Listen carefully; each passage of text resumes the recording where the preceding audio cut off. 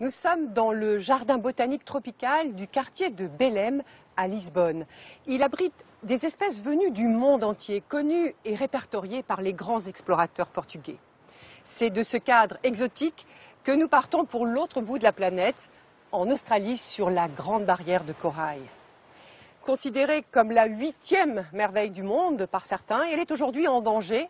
Près de la moitié de ces coraux sont morts ces 30 dernières années. Alors, que se passe-t-il dans ces eaux turquoises?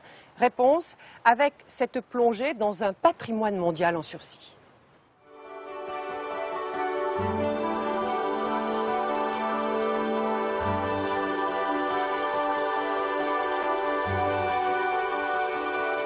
Certains l'appellent la 8e merveille du monde.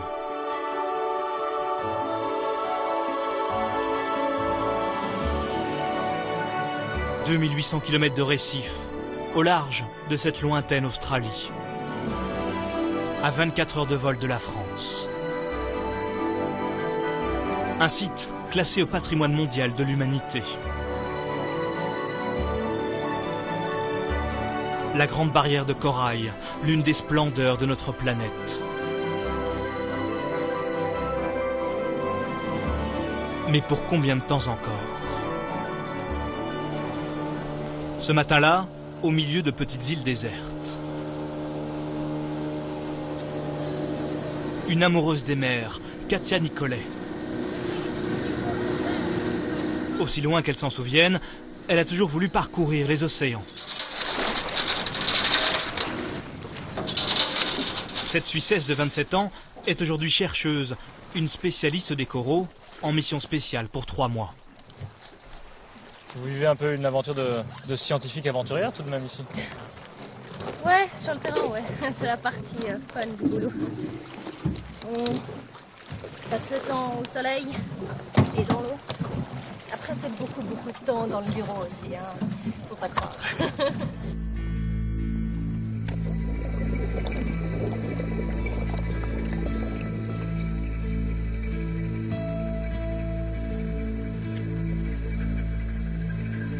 Pas vraiment le temps d'admirer ce requin ou ce poisson papillon à quelques mètres de profondeur. Son univers, le voici, ses récifs de coraux en partie détruits. Des tumeurs blanches mystérieuses sont apparues. Elles attaquent les coraux et les tuent. Partout des zones où la vie disparaît.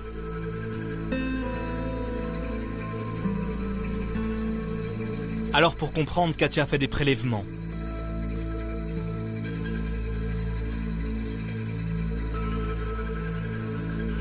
Quelques coraux malades qu'elle veut analyser. Et elle le sait, il y a urgence.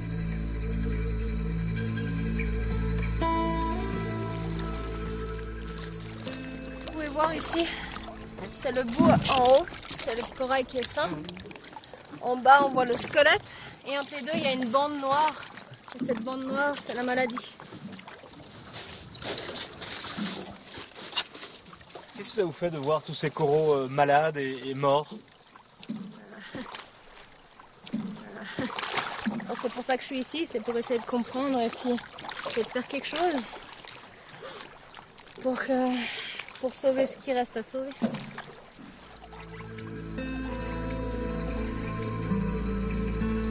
Sauver ce qui peut l'être, car en réalité, sous nos yeux, un monde s'éteint. Avec ce constat implacable, en 27 ans, la moitié des coraux ont disparu. Pourquoi?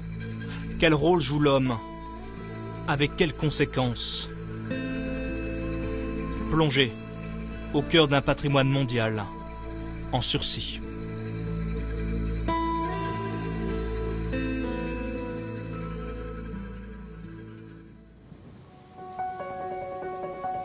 À 1 heure de là, la ville de Cairns.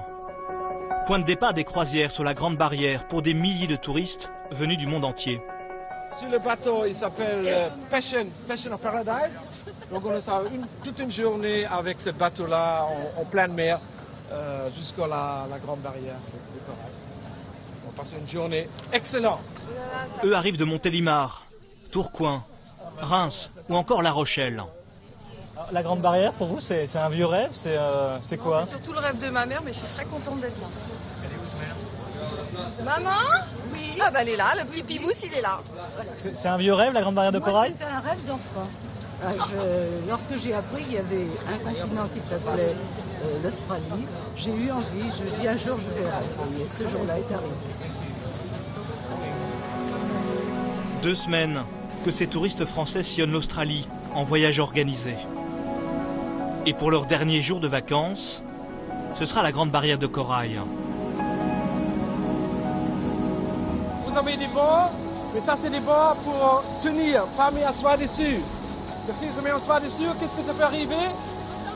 Et qu'est-ce qu'on dit si quelqu'un qui tombe? On dit bye bye.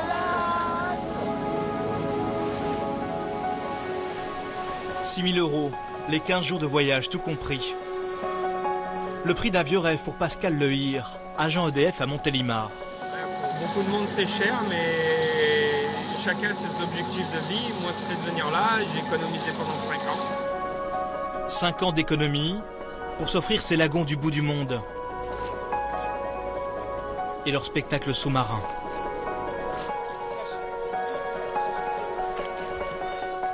Son rêve, Pascal plonge enfin dedans.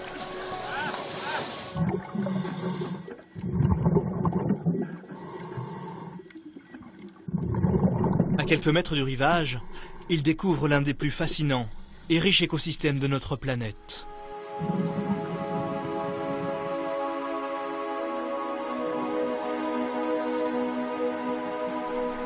Les coraux, ce ne sont pas des végétaux ou des minéraux, ce sont en réalité de petits animaux.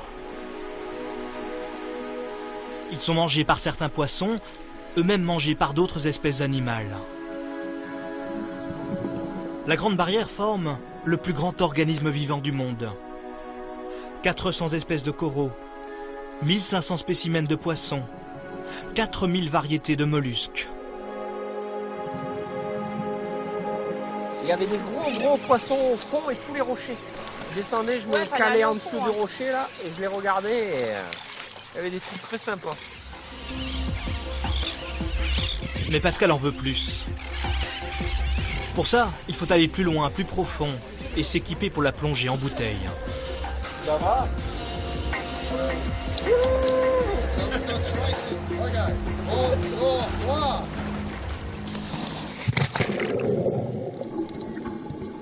Avec l'aide d'un guide, il découvre d'autres espèces, parfois surprenantes.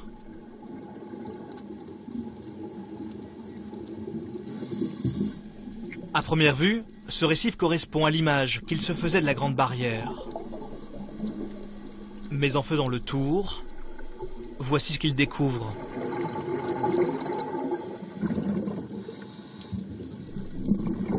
Un cimetière de corail.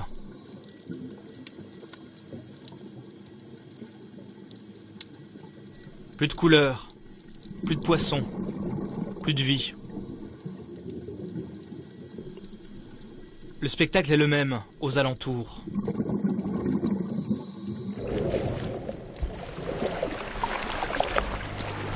En sortant de l'eau, Pascal semble désappointé.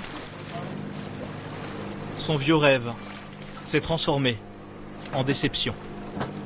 J'imaginais beaucoup plus de choses, beaucoup plus de poissons, beaucoup plus d'animaux, de corail, tout ça, de couleurs. Et je vois que c'est quand même en demi-teinte, quoi. Et puis bon, c'est vrai que ces amas de corail morts au fond, ça fait un peu lune, quoi, lunaire. On arrive, on a une bande de sable, des tas de cailloux, on va dire. Et c'est un peu dommage. Pour la vision, c'est vrai que d'en haut on ne voit pas, mais dessous, d'arriver de voir un peu le cimetière, ça fait drôle, quoi. Pour comprendre ce qui se passe, il faut se déplacer quelques centaines de kilomètres plus loin.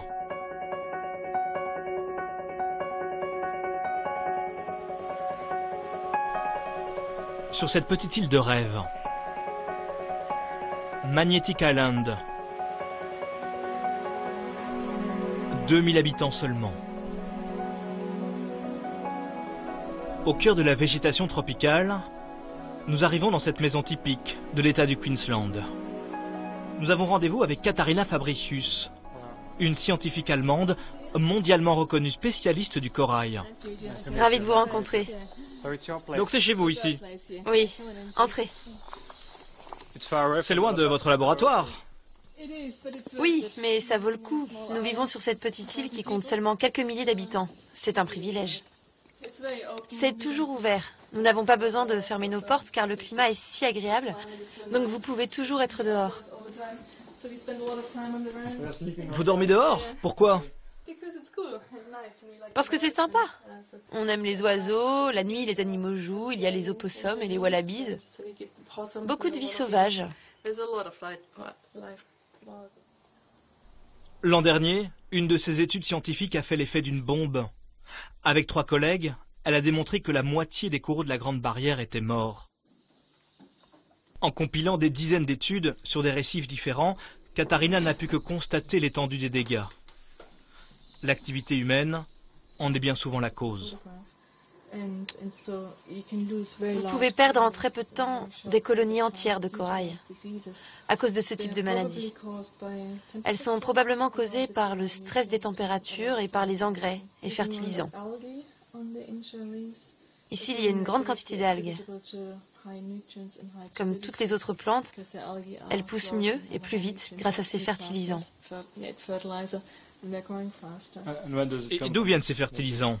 Ils s'infiltrent dans l'eau des rivières après avoir été utilisés dans les fermes où l'on pratique l'agriculture et l'élevage intensif. Répandus à l'intérieur des terres, à des centaines de kilomètres du littoral, les engrais se déposent en fin de parcours sur les fonds marins, juste en face de Magnetic Island. Le résultat, le voici. Des récifs coralliens envahis par les algues.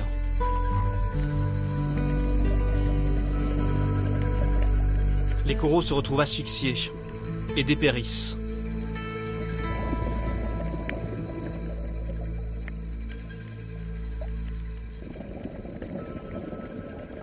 Alertés par les scientifiques, les autorités australiennes ont décidé de réagir.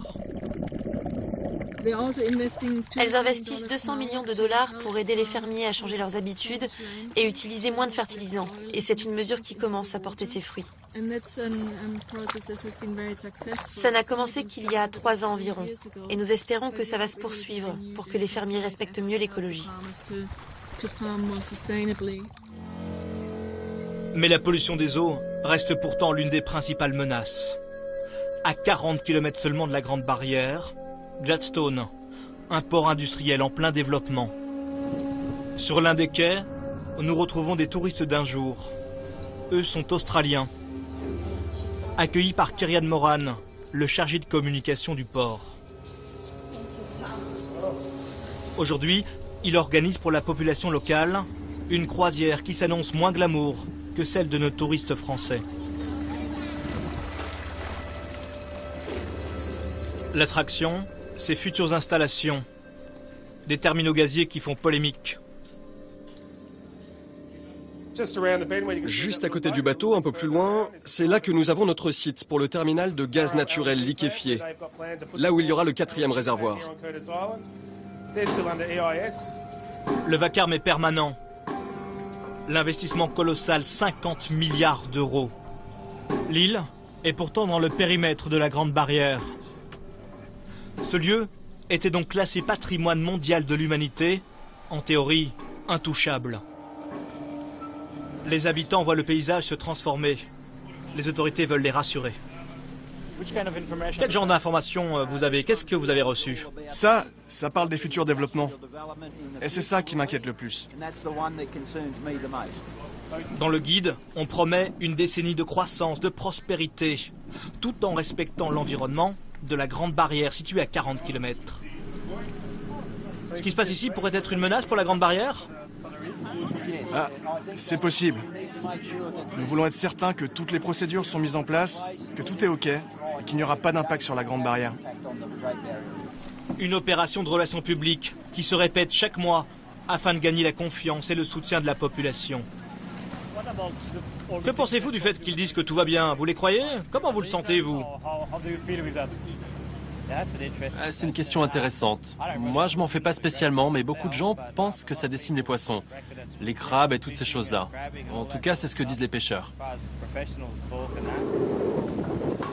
Car pendant la visite guidée, un sujet a été soigneusement évité. Dès le début des travaux, voici ce que les pêcheurs ont remonté dans leurs filets. Ça l'attaque ici. Et encore ici, en haut. Des poissons malades que les pêcheurs ont filmés eux-mêmes. Des lésions rouges un peu partout. La maladie a décimé il y a quelques mois des milliers de barramundi, de requins, de raies, des tortues. Toute la faune sous-marine a été touchée. Ces pêcheurs, nous les avons retrouvés. Simon Whittingham et son père étaient il y a encore 2 ans parmi les grossistes les plus prospères de la région. Voici ce qu'il reste de leur entreprise. Ça, c'était la salle de process. Les machines à glace étaient là. Et ici, il y avait les coquilles Saint-Jacques. Là, on ouvrait les huîtres. Tout était là. En un an, à cause des maladies, ils ont quasiment dû mettre la clé sous la porte. Nous étions le 2e plus gros exportateur de coquilles Saint-Jacques dans le Queensland.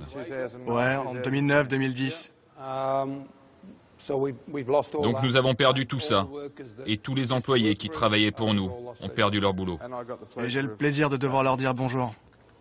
200 postes supprimés. Des millions d'euros de chiffre d'affaires envolés. Ted et son fils bradent aujourd'hui ce qui peut l'être. Ça, c'était les panneaux qui étaient dans les frigos. Là en dessous, vous avez les machines. Et tout ça est terminé. Oui, tout est fini. À cause des maladies de poissons. Ouais. À cause de ça, la qualité des eaux. On ne peut plus exporter, on ne peut plus prendre ce risque. Comme eux, une trentaine de pêcheurs ont dû cesser leurs activités à Gladstone. Pour Ted, ce sont les travaux dans le port qui ont rendu les poissons malades. Une étude scientifique, financée par les professionnels de la pêche, semble leur donner raison. Le rapport scientifique souligne que les poissons affectés ont été exposés directement à des métaux lourds. Avec une série de preuves, il est dit qu'il y a des métaux comme l'aluminium, le zinc, l'arsenic et le cuivre. Le développement de Gladstone peut-il avoir un impact négatif sur la grande barrière toute proche? Au siège du port, nous retrouvons Kerian, le chargé de communication, avec son patron. Les conclusions de leurs études sont différentes. Les travaux ne seraient pas responsables des maladies, mais des inondations auraient charrié des métaux lourds dans la région. Et le directeur de nous expliquer que les coraux ne sont pas menacés. Il y a très peu d'interaction entre l'estuaire de Gladstone et la grande barrière de corail. Parce que quand vous sortez d'ici, il y a un canal, une sorte de zone tampon qui va dans cette direction. Donc ce qui pourrait se passer à Gladstone ne pourrait pas avoir d'impact sur la grande barrière de corail. Mais ces études sont rejetées par les pêcheurs et les défenseurs de l'environnement qui doutent de leur objectivité. Ces études et cette veille scientifique ont été demandées par le gouvernement. Nous, en tant qu'autorité du port, nous les avons réalisées. Mais c'est l'industrie du gaz qui les a financées. Donc, ça signifie que toutes ces études qui prouvent que les travaux n'ont pas d'impact sur la qualité de l'eau ont été payées par l'industrie du gaz. Oui. Comment peut-on dire qu'elles sont indépendantes alors? Mais qui va payer sinon? Si c'est le gouvernement, on n'aime pas parce que c'est le gouvernement. Si c'est la direction du port, on n'aime pas parce que c'est la direction du port. Qui va payer? Les Martiens, peut-être? Est-ce qu'on peut faire confiance aux Martiens? C'est stupide. C'est un argument ridicule. Ça insinue que nous serions corruptibles. C'est à nos détracteurs de prouver que toutes ces données ici sont fausses, plutôt que de faire ces réflexions idiotes. Et qui, au final, servent surtout leurs intérêts. Parmi les détracteurs, il y a Greenpeace. Son voilier croise sur la Grande Barrière. Les militants de l'organisation écologique préparent une action coup de poing. Ils font cap vers Abbott Point, un autre port en plein développement. Lui aussi accueillera une flotte de tankers de plus en plus importante. À bord du Rainbow Warrior, un militant français, Cédric Counor. Selon lui, l'Australie sacrifie la Grande Barrière au nom de son développement industriel. Ce qu'on dénonce, c'est le développement tel qu'il est envisagé de l'industrie charbonnière dans le Queensland. L'industrie charbonnière dans le Queensland a déjà des terminaux, a déjà des mines. Ils ont une économie qui est basée là-dessus, certes. Nous, ce qu'on dénonce, en fait, c'est un développement sans limite dans les années à venir de cette industrie-là. Mais pas question pour les autorités locales de voir Greenpeace perturber l'activité du port.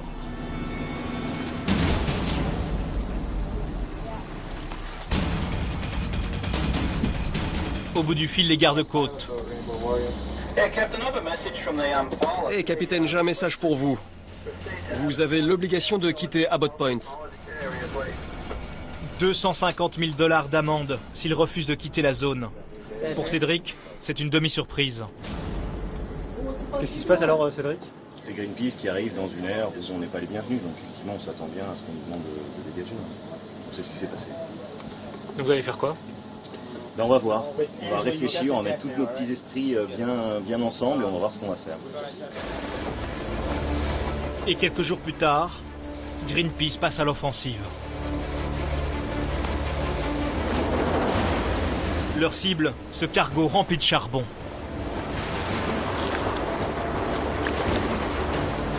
Un abordage périlleux. Ces images sont filmées par l'organisation.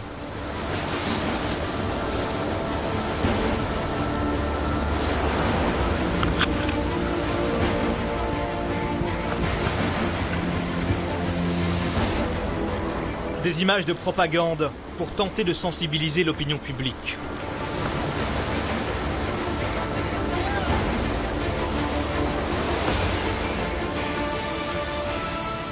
À Canberra, la capitale australienne, le gouvernement est sous le feu des critiques.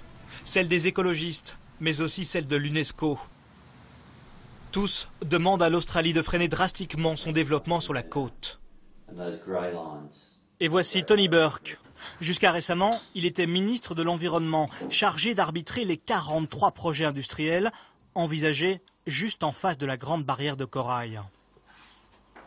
Est-ce que pour l'Australie, l'économie n'est pas la chose la plus importante, même si la Grande Barrière doit en souffrir? Je n'accepte pas ça une seconde. Pas une seconde. C'est la raison pour laquelle chaque projet industriel sur la côte a besoin du feu vert personnel du ministre de l'Environnement. Et quand je prends mes décisions, je le fais seul.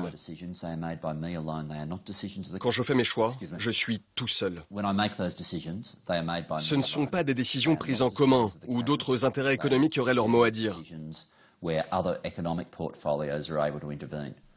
n'y a pas de lobbying de l'industrie du charbon. Oh, bien sûr qu'il y en a. Ils veulent que tel ou tel projet soit approuvé, ils ont le droit de le demander, c'est la démocratie. Mais ça ne change pas le fait que mon critère principal demeure l'impact sur l'environnement.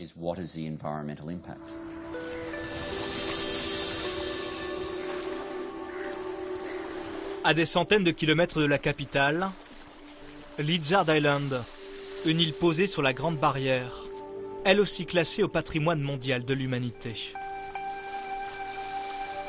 À l'abri des palmiers, un hôtel de luxe, 2000 € la nuit. Le prix du calme et de l'immensité.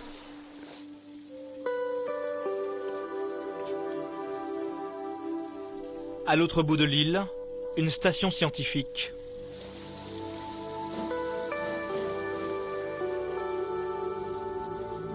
C'est là que nous retrouvons Katia Nicolet et ses coraux malades. Elle cherche à comprendre comment se transmettent les maladies.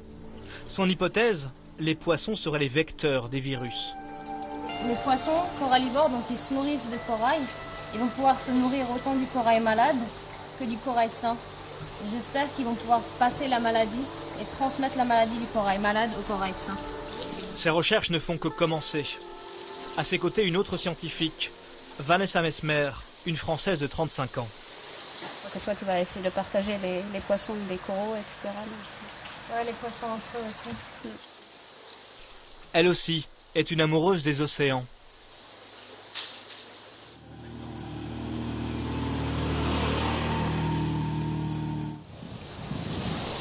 Elle part aujourd'hui en mer à la demande des autorités australiennes.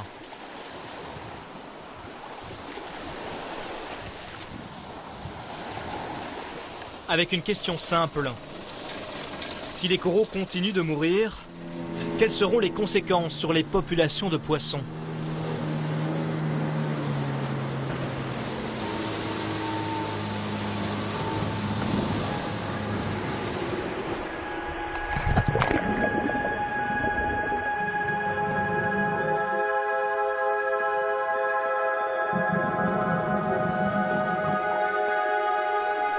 Vanessa délimite sa zone d'étude, mètre par mètre. La Grande Barrière restera-t-elle cette nurserie vitale pour ces jeunes poissons qui y trouvent nourriture et protection ?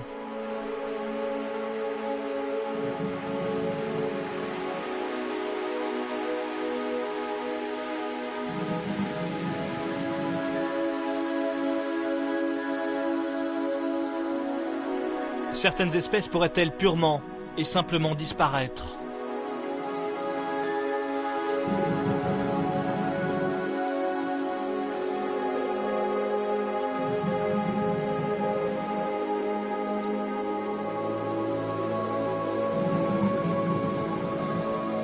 Pollution, industrialisation, mais aussi prédation. Vanessa nous montre l'un des pires ennemis du corail. L'acanthaster, une étoile de mer toxique. Elle prolifère et les scientifiques s'interrogent. Une nouvelle fois, la pollution des eaux est évoquée. Avec l'aide d'un pistolet, elle injecte de l'acide pour la tuer. 70 000 étoiles de mer comme celle-ci ont été détruites cette année. Un travail sans fin.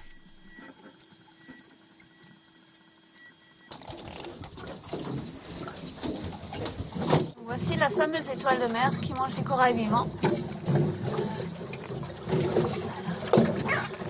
Si on la retourne, tout son système digestif s'éverse sur le corail vivant. Et elle digère le tissu vivant du corail. Donc le squelette, il reste intact. La structure du récif ne change pas. Par contre, elle digère tout le tissu vivant qui fait le corail. Mais quand on en trouve des milliers sur un seul récif, ça peut tuer un récif entier en très très peu de temps. Donc ça, c'est une menace majeure pour la Grande Barrière de Corail. C'est une menace majeure en ce moment pour la Grande Barrière de Corail. Ce n'est pas la seule. Il y a aussi les cyclones, le réchauffement climatique, la pollution, etc. Il y a plein d'autres menaces. Attaquée de toutes parts, la Grande Barrière a-t-elle une chance de survie? N'y aurait-il donc aucun espoir? Le salut viendra peut-être d'ici, de ces aquariums où l'on cultive du corail. Un projet dirigé par Katharina Fabricius, notre scientifique allemande. L'Australie vient de lui confier 40 millions d'euros pour un simulateur des mers. Ce sont des installations qui n'existent nulle part ailleurs dans le monde. Avec ce simulateur des mers, on peut contrôler les températures et les concentrations de CO2. Ici, le corail subit une batterie de tests. Il est cultivé dans une eau artificiellement polluée ou trop chaude. Le réchauffement des océans affaiblit fortement les coraux qui vivent déjà à leur température limite. Katharina s'est donc lancée dans une course contre la montre. Nous avons vraiment besoin de réfléchir à des solutions créatives avec plus d'imagination. Par exemple, comment aider le corail à migrer des zones chaudes vers des zones plus tempérées, ou trouver des souches génétiques plus tolérantes aux températures chaudes et à la pollution de l'eau. On ne peut plus se permettre de perdre du temps pour inverser le phénomène. Nous devons faire en sorte que la Grande Barrière continue d'ici 50 ou 100 ans à jouer son rôle écologique.